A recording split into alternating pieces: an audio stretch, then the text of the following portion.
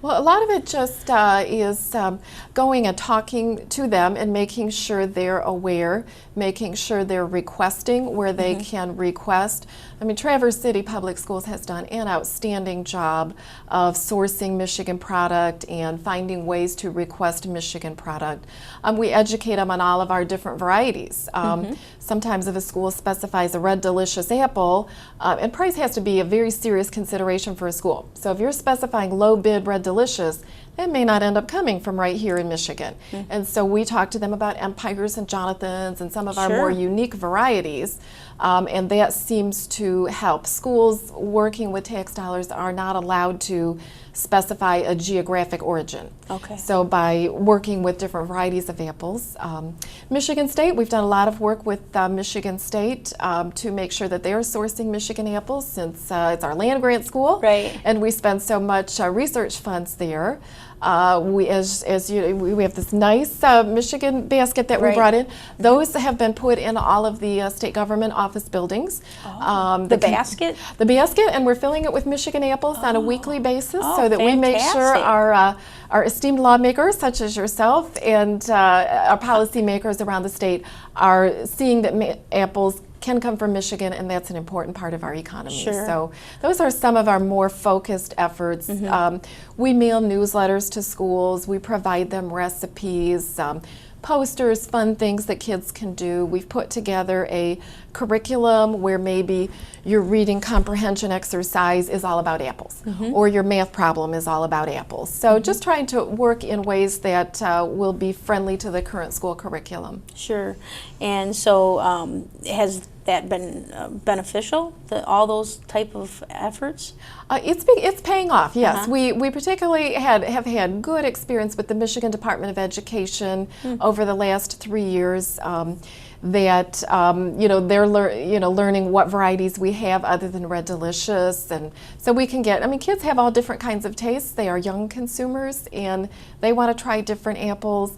We find that the students and the parents want locally grown product. I mean, they want it in the grocery store, and they want it at the school too. And so they ask a lot of questions, and we are doing everything we can do to make sure our food service suppliers have it. In our hotels, we have a hotel promotion where we also put this Michigan-shaped basket out there so that the consumers can have a Michigan apple and recognize it to be Michigan. Now there are benefits, health benefits for apples. What are some of those health benefits? Apples are very healthy, wonderful snack really, because it is high in fiber, so it's going to fill you up. So maybe if you eat it before a meal, that might cut down on your appetite a little bit, which for some of us could be a good thing. Also, no fat, no trans fats, of course, no cholesterol. Those are all good things. And then there's a lot of research going on about some of the phenolic compounds and the flavonoids that are in the apple that have unexpected health benefits that we didn't know about. Red Delicious is one that has really come out strong, I think because the skin is so dark. It's got some substances in there that are just really good for your health. We have animal studies that show a deterrent to breast cancer, good for asthma, that it helps your pulmonary function. Apple juice in particular, good for your memory function. We'll like to take some of these studies to human studies along with our counterparts in the other state, and then see where we go with it. Now there is a board, I think it's a board or advisory committee appointed by the governor. Is it a board, a commission? I can't remember. We call it the Board of the Michigan Apple Committee. And there are 7 appointees on there.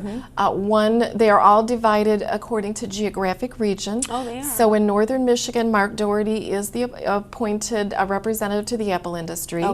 They're appointed by the sitting governor to 3-year terms, subject to approval by the Senate. And they meet periodically, 4, 5, 6 times a year to kind of help give direction to us, the staff of the Apple Committee, that we're doing activities that will be beneficial to the industry. So their mission is really to advise the committee. Absolutely, and oversight. And we have also, in addition to that, oversight by the Michigan Department of Agriculture, so that essentially the governor or her designate is overseeing the activities. Now, apple festivals and events, where do those occur and when? Apple festivals, they're all over the state. There are a lot more apple Is there festivals. an apple queen? I think We there is. do have an apple Okay. queen. We crown her every December, and she appears in a number of parades. There's a queen and 2 runners-up, so we have a full-fledged apple court. Where do they come from? And, what town or county? They could be, this particular year, the queen is from Coloma. They have to be from an apple-growing family. They have to have some kind of connection or sponsor there. And we really judge them based on poise and their knowledge of the industry. They're really our ambassadors. We send them out every Friday, Saturday, Sunday, particularly in the fall, grocery store appearances, school visits. People enjoy seeing them in the gown and the sash and the crown and all the stuff that goes with that. It makes it very special. So they will certainly be appearing in the National Cherry Festival Parade up north. Yep, we do about 15 parades a year, and then some of the other appearances as well. On our website, which is michiganapples.com, there's a list of all the different festivals around the state that are related to apples. So we try to keep that real up to date so people could find a good time on there. Now you also, I want to talk a little bit about apples and egg tourism.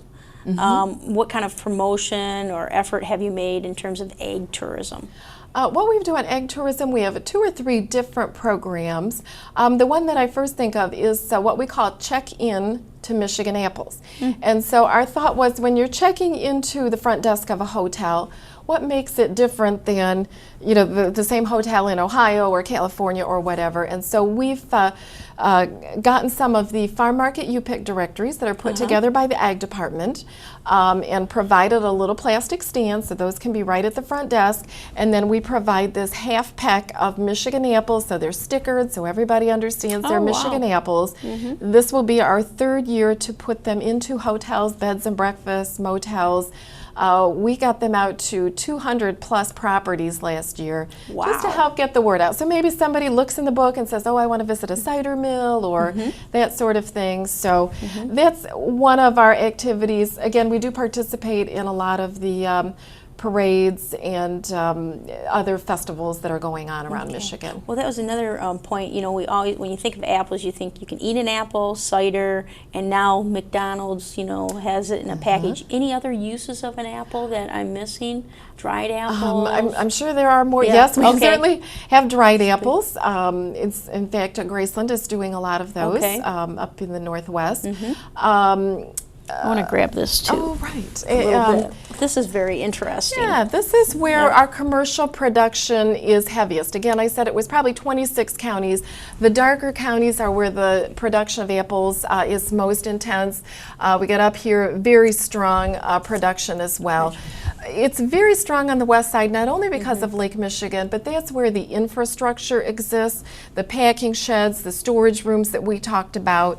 Where there is apple production on the east side of the state is more likely to be a farmer's market, a farm market where people are selling direct. Sure. There's plenty of that over here too. But so when you talk about the commission that's appointed by the governor, geographically, are they all from here? This no, area? we have a member from mid-Michigan, Mike Beck, New Era. You know, they're kind of spread out all over, and the territory does go, you know, all the way across the state. Okay, I'm going to put that down. Yes. Well, thank you so much for coming today. There is a very important website you mentioned. Let's mention that again. Sure, it's Michigan Apples. It's all one word, and it's with an S.com. Okay. A lot of recipes, festivals, all kinds of good stuff. Okay. Well, thank you, Denise, for coming, and thank you for tuning in this month with In Touch with Northern Michigan. My guest, Denise Yockey from the Michigan Apple Committee. Thank you very much for coming. Thank you. Yeah, Appreciate nice it. to see you.